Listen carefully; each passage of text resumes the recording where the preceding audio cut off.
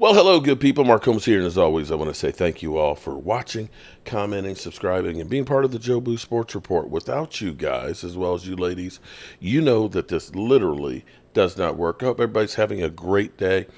It has been a busy one. I'm getting ready for my trip going to Vermont, going to a state I've never been to before, meeting people that need help that I've never met, and I can't wait to get there on Monday and get started. In the meantime, day number 2 of rookie minicamp is now in the books. And I wanted to visit a little bit of the Mike McCarthy press conference. If Mike McCarthy's on the hot seat, maybe he's got back problems and it feels real good on it, because he sure don't seem like anybody who's under pressure at all. In fact, he seems damn near giddy after seeing his rookies. And I want to go through and listen to this with you guys. I've heard bits and pieces of it, but I want to go through the whole thing. So let's listen to it and get some of the gist of what's been transpiring. Good. Yeah. Watched it too. That's too much of When you're talking about, tailoring kind of your practices to what the depth chart is, but along with that, a guy like Guyton and Beebe who are transitioning to different positions here. Do you build time into these practices for them to work on that, or is that all off on their own and not part of it? Yeah, that's more on their own with the position coach. I think like today, we'll transition more into we're going to practice in helmets today where we didn't yesterday. It was more of a walkthrough. So we're really trying to expose them to the type of drills that we're going to do when the veterans that they move in with the veterans on Monday, because next week we'll still have phase 2 work where we won't be in helmets, so we feel like we've accomplished that Thursday night and Friday.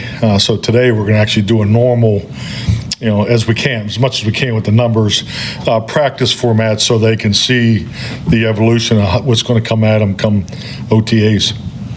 Clarence Hill, 4-Star Telegram. A couple of things. On Beebe's transition to center, how tough is the shotgun snap, and how do you get him doing that?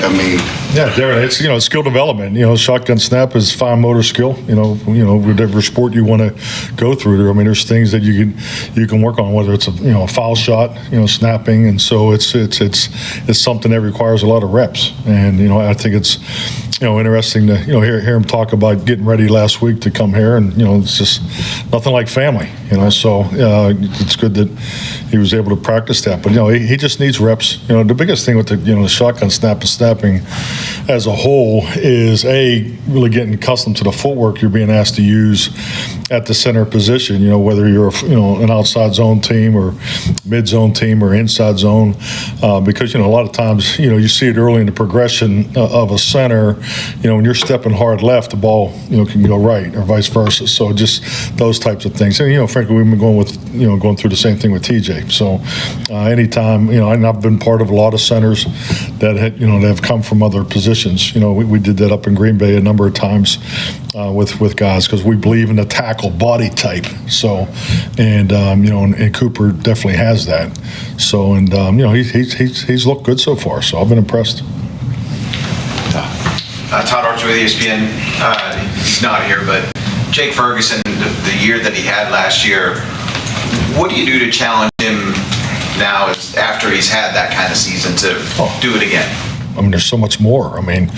Jake has so much more to give. Just starting in the weight room, bigger, faster, stronger. I think just like anything, you see a normal progression of a young player. You go from playing 25 plays a game to playing, 46, 48 plays a game. And, what he weighed at the beginning of the year was, definitely different than what he weighed at the end of the year. So, it's just like as they progress throughout their careers, just to be able to, handle the workload capacity. So, that's something that we've really been focused on, and in the work he's doing in the weight room reflects that too. So because you want these younger players to handle the weight. A lot of them they have a hard time putting it on and keeping it on. So that's for one.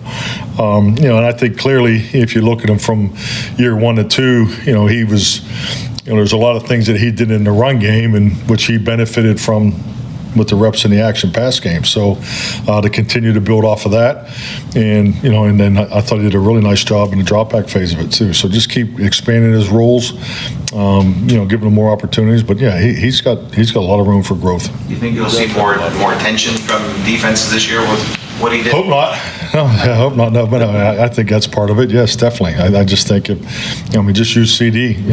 Look at CD's path. He's there weren't too many games where coverage wasn't tilted towards him, or situational football that he was doubled. So they can only double two players. So that's that just do the mathematics of it. So it's definitely something that we look at and make sure they're prepared for that.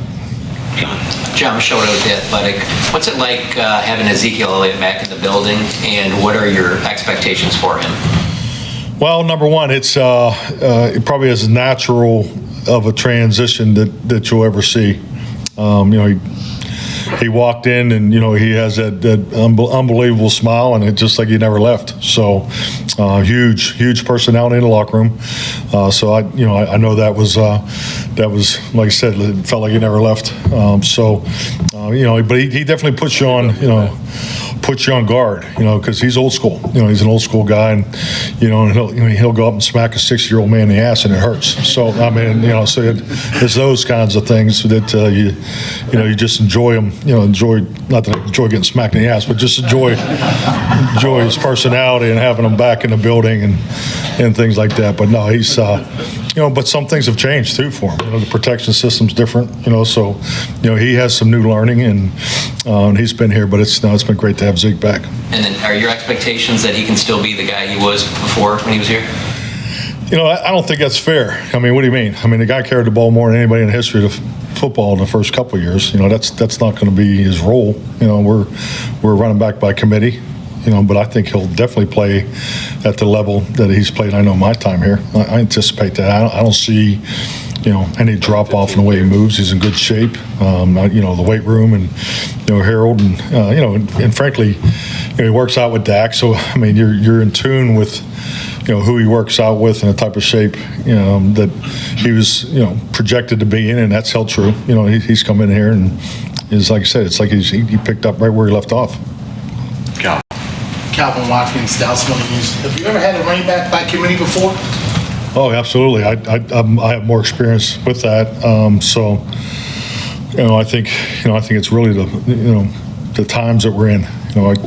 I grew up in the feature running back. You go back to Kansas City with Marcus Allen, and then I had Ricky Williams, in New Orleans, and then we had Ricky and Deuce McAllister. So those guys went to more premier. Frank Gore had him as a rookie. So 17 games, a lot of football. It's a big role for those guys, and I think just like anything.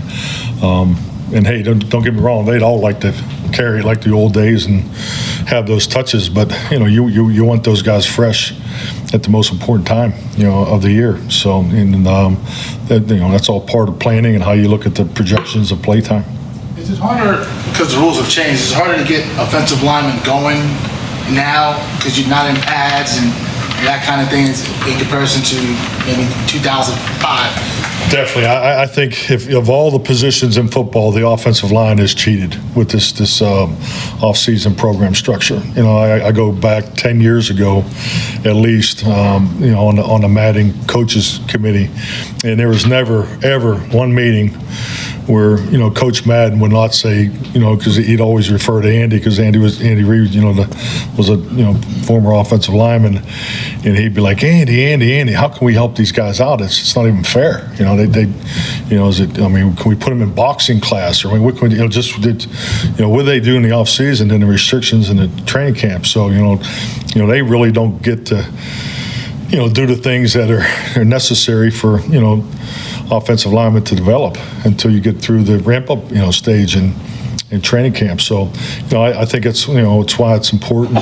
And you see these guys work together in the off season. I love it that we're in a place where not only our offensive linemen work out together here and across the street, but there's other linemen from there could be 40, 50 guys over there. So that part of it, as far as gaining knowledge and experience from others, and so they're able to grow that way. But from the functional training components of being in pads, feeling the speed of the stunts, and because stunts in games and the talent of the defensive line, in my opinion, as a whole, is the depth is as deep as I've ever seen it. And just look at our division. I mean, if you don't have 4 or 5 number 1 picks on your D line, then you're probably behind the times a little bit. Just you look at the value and market value of what is put on, put into the defensive lines in our league. I mean, it's a big challenge, and so those offensive linemen always, that's why training camp is just so important for those guys. It's important for everybody, but that pattern work is critical.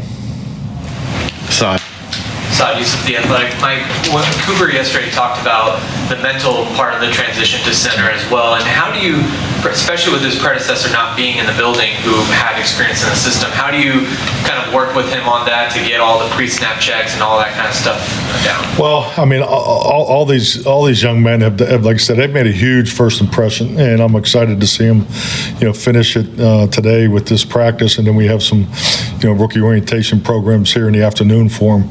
And then obviously, they got to get ready for Mother's Day, and then that'll be tomorrow, and then they'll be in with the vets on Monday. But they've done a really good job in the preliminary work as far as the Zoom calls and things like that. But it's just like anything, can they apply it to the team drills? And Cooper's looked very, very good over the ball. His communication has been excellent. He's got that, that shit-eating grin, that you like to see. He's not we're walk through, but he's a good communicator. It's definitely not too big for him at all. So, but Monday's a threshold. This is the first threshold. You see what they know. Can they apply it in a controlled environment? That's a second threshold, and there's the third one will be, okay, now what's it look like when they get in there with the vets? So, but so far so good. All right, we're gonna leave it right there. So. Cooper Beebe with the shit-eating grin. Oh, my goodness. And I'm hoping that my wonderful bride gets a chance to do, oh, my goodness, when you guys see this next shirt, ooh, it's going to be fire. It is the bomb. My wife is so damn creative. All I do is I say, honey, can you do? She's like, no, we can't do that. We can't do that. And the next thing I know, it's done. And I'm going to give you guys a little bonus here. I have to say, shout out to my buddy, Ron Oliver, who is my mixologist with Cowboys Music One. I'm going to premiere this a little bit later. Okay, Ron, I may have messed it up a little bit because I added a little sauce to it, okay? I added a little sauce to it, but since this is the year of the diss, we gonna have our own. Let's listen in. On you. Don't you hear me? Jordan Taylor, Jalen Carter, it's like they shit on you. Yeah. We're gonna set the record straight. Joe Boo! This here about Philly 500. Spill the real 100. Yo team, the Eagles are trash. Every game they look like ass. Always leaning on your little boy Howie. It's going down with an owie. Love to draft a huge mass. After 10-1, you came to an impasse. 500 was looking like a clown. The dirty little birds let him down. Philly likes to brag and be real chatty. Yo, daddy. Hey, Cowboys Nation. We about the dedication. We got 5 and you got 1. Come to 18. Mark Holmes, my dad. Hey, Cowboys Nation. We about the celebration. We got 5 and you got 1. Shout the Eagles lose, that's always fun. Yeah, don't you ever step. They shit on you. Philly. Don't you hear me? Jordan Taylor,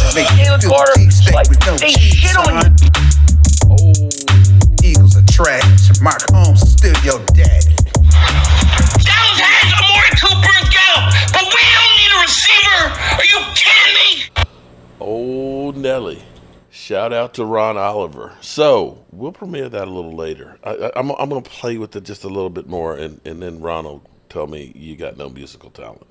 But he wouldn't be the first. All right, people. Peace out.